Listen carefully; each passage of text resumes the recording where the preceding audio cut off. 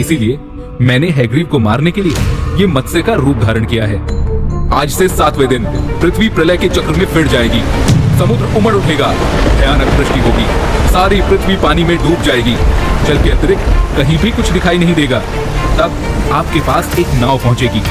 आप सभी प्रकार के अनाजों, औषधियों के बीज को लेकर सप्त ऋषियों के साथ नाव पर बैठ जाइएगा। मैं उसी समय आपको पुनः दिखाई पड़ूंगा और आपको आत्म तत्व का ज्ञान प्रदान करूंगा। सत्यव्रत उसी दिन से श्री हरि का स्मरण करते हुए प्रलय की प्रतीक्षा करने लगे।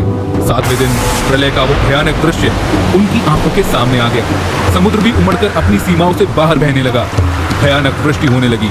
थोड़ी ही देर में सारी पृथ्वी पर जल ही जल हो गया, संपूर्ण पृथ्वी जल में समा गई। तभी उस समय उन्हें एक नाव दिखाई पड़ी, जिसे देखते ही सत्यव्रत सप्त ऋषियों के साथ उस नाव पर बैठ गए। उन्होंने नाव के ऊपर संपूर्ण तरह के अनाजों और औषधियों के बीजों को भर लिया और फिर नाव प्रलय के सागर में तैरने लगी। प्रलय के उस समय सागर में उस नाव के अतिरिक्त कहीं भी कुछ दिखाई नहीं दे रहा था। तभी मत्स्य रूपी भगवान प्रलय के सागर में दिखाई पड़े।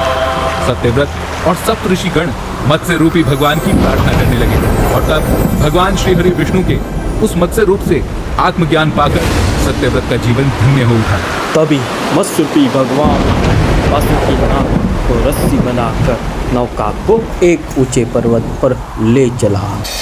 कुछ ही समय पश्चात प्रलय का प्रकोप शांत होने पर मत्स्य रूपी भगवान ने हैग्रीव को मारकर उससे वो वेद वापस छीन लिए।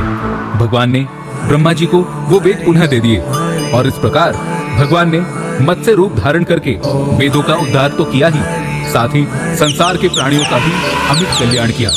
और फिर से पुनः धरती पर सत्यव्रत ने उन सप्त ऋषियों और उन अनेकों प्रकार के अनाज और औषधियों से अपने राज्य की स्थापना की। और इस प्रकार राजा सत्यव्रत मनु के रूप में मानव जाति के पहले पुरुष कहलाए, जिन्हें संसार आज मनुस्मृति के नाम से जानता। तो मेरे साथ सब लोग दोहराए, ओम नमो भगवते वासुदेवा।